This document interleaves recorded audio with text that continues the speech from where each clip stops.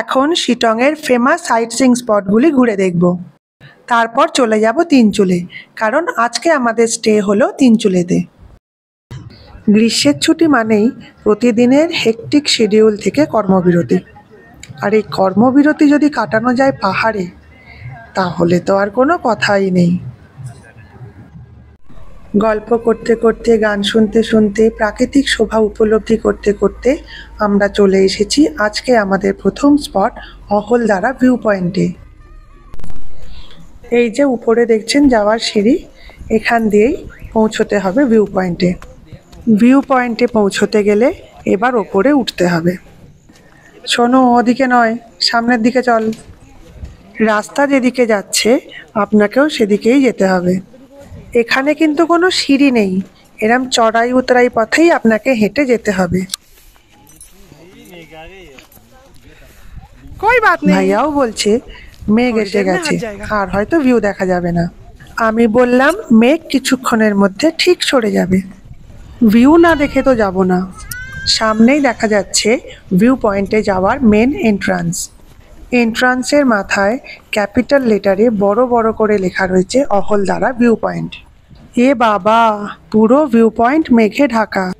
ঢুকেই সামনে রয়েছে সুন্দর চা বাগান। মেঘ ছাড়া এখন আর কিছুই দেখা যাচ্ছে না। আর এই মেঘ যখন আপনাকে ছুঁয়ে চলে যাবে, তখন এই অনুভূতি আপনি খুব সুন্দরভাবে উপভোগ করতে পারবেন। কিন্তু এই অনুভূতি ব্যাখ্যা করা সত্যিই অসম্ভব।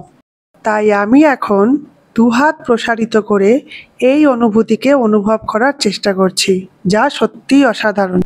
আসল ভিউ দেখতে গেলে এই যে মাটির রাস্তাটি দেখছেন, এই রাস্তা ধরে নিচে নেমে যেতে হবে। ভিউ না দেখতে পেয়ে অনেকেই ফিরে আসছেন। এই মাটির রাস্তা ধরে এবার আস্তে আস্তে নিচের দিকে চলে যেতে হবে। নামতে নামতে একটা কথাই খালি ভাবছি, যখন সমতলে থাকি তখন মেঘ দেখার জন্য আকাশে ওপরের দিকে তাকাতে হয়, আর এখানে মেঘ দেখার জন্য এই মাটির রাস্তা ধরে নিচে নামতে হচ্ছে। নামতে তো বেশ মজাই লাগছে, কিন্তু ওঠার সময় যে কি অবস্থা হবে সেটা এখন থেকেই কল্পনা করতে পারছি। যত নিচের দিকে নামছি তত যেন মেঘ ঘনিয়ে আসছে। এখানে কিন্তু হাওয়া বেশ ঠান্ডা।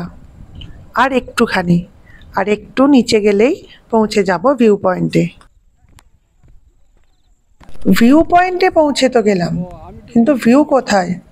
ভিউ পুরো ঘন মেঘে ঢাকা।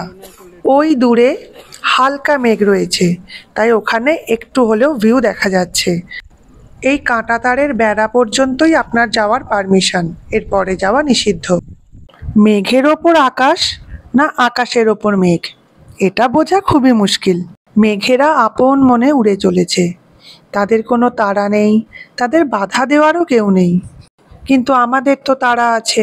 এখানে যদি এতটা সময় অতিবাহিত করে ফেলি, তাহলে বাদবাকি স্পটগুলো ঘুরে দেখব কি করে? মেঘ সরে গিয়ে অনেকটাই ক্লিয়ার ভিউ দেখা যাচ্ছে। ভিউটা জাস্ট অসাধারণ। প্রকৃতি এখানে এক অন্য রূপে আমাদের চোখের সামনে ধরা দেয়। অহলদারা এই প্রাকৃতিক শোভার জন্যই এত বিখ্যাত। কথা বলতে বলতে আবার সাদা তুলোর মতো মেঘ চলে এলো। এ বাবা, মেঘ এসে আবার সব ঢেকে দিল। ওই যে দূরে একটু ভিউ দেখা যাচ্ছে, এবার সেটাও ঢেকে যাবে। না, আর তো ওয়েট করা যাবে না। এবার যদি এখান থেকে বেরোনো না হয়, তাহলে তো বাকি স্পটগুলো ঘুরে দেখা সম্ভব হবে না। যে সিঁড়ি ধরে নেমে এসেছিলাম, এবার সেই সিঁড়ি ধরেই ওপরে ওঠার পালা। আসল স্ট্রাগল তো এইবার শুরু হবে। আগেই বলেছিলাম, নামা যতটা সহজ, ওঠা কিন্তু ততটা সহজ হবে না। আমি তো হাঁপিয়ে গিয়েছিলাম। বেশ কষ্ট করেই ওপরে পৌঁছেছি। My goodness, what a beauty! It's really captivating.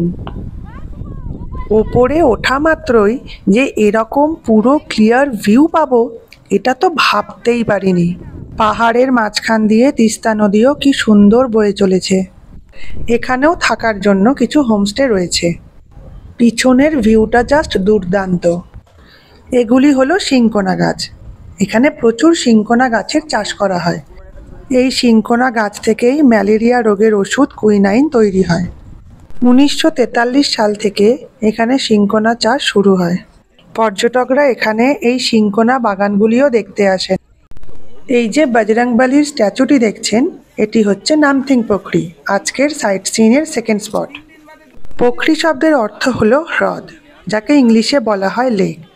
এখন জল নেই, কিন্তু বর্ষাকালে এখানে জলে পরিপূর্ণ থাকে। এখানে ঘন পাইন আর দেবদারু গাছের জঙ্গল রয়েছে। এখানে নাকি স্যালামান্ডার দেখতে পাওয়া যায়, কিন্তু আমরা দেখতে পাইনি।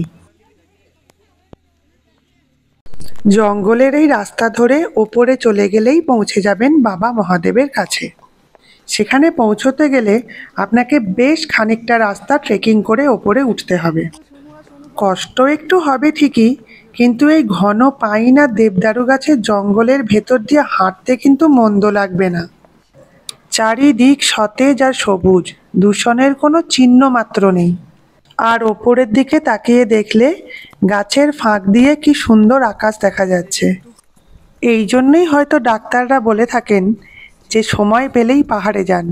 এখানে আপনি যে ফ্রেশ অক্সিজেনটা পাবেন, সেটা কিন্তু আপনি আর অন্য কোথাও গেলে পাবেন না, যেটা আমাদের হেলথের পক্ষে খুবই জরুরি। প্রকৃতিকে উপভোগ করতে করতে আমরাও পৌঁছে গেছি বাবা মহাদেবের কাছে। ওই দূরে একটি ছোট সুন্দর সাজানো গেট রয়েছে। পৌঁছে গেছি গেটের কাছে। এই গেট দিয়ে ভেতরে প্রবেশ করলেই ওই যে দেখা যাচ্ছে বাবা মহাদেবের মন্দির।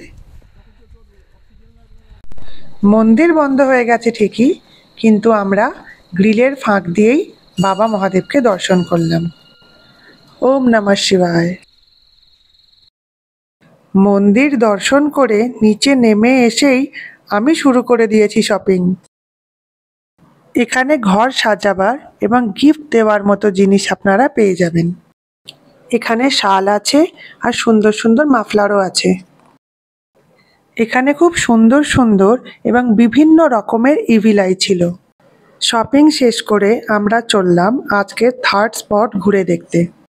এখন আমরা চলে এসেছি প্রায় 350 বছরের পুরনো লেপচা মনেস্ট্রি দেখতে। এই মনেস্ট্রি খুবই প্রাচীন। এই যে ফ্ল্যাগগুলি দেখছেন, এই ফ্ল্যাগগুলিতে বুদ্ধদেবের বাণী লেখা রয়েছে। হাওয়ায় যখন এই ফ্ল্যাগগুলি উঠতে থাকে, দেখতে খুবই সুন্দর লাগে। চলুন এবার ভেতরে প্রবেশ করা যাক। ভেতরটা কি অপূর্ব সুন্দর করে সাজানো। ভগবান বুদ্ধের মূর্তিটিও অপরূপ। দেয়ালে কি সুন্দর পেন্টিংও করা আছে। ভাইয়া খুব সুন্দর গিটার বাজায়। সবাই মিলে চা খেতে খেতে আমরা এটা খুব ভালো এনজয় করেছিলাম। এবার আমরা ওই টপে উঠব। ওখান থেকে নাকি এখানকার পুরো ভিউটা দেখতে পাওয়া যায়। উপর থেকে ভিউটা জাস্ট মারাত্মক।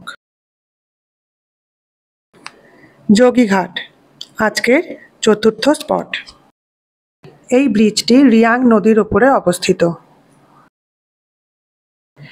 এটি হলো লেপচা ফলস, আজকের লাস্ট স্পট। বৃষ্টির কারণে আমরা এখানে নামতে পারিনি। এখানে প্রচুর বাঁদর রয়েছে। বৃষ্টিকে সঙ্গে নিয়েই আমরা তিনচুলে এসে পৌঁছেছি। আস্তে আস্তে এবার সন্ধে নেমে আসছে। বৃষ্টির আওয়াজটাও কি মিষ্টি শুনতে লাগছে। আজকের মতো ব্লগ এখানেই শেষ করলাম। আবার দেখা হবে পরের ব্লগে। ব্লগটি ভালো লাগলে প্লিজ লাইক, শেয়ার আর সাবস্ক্রাইব করে দেবেন।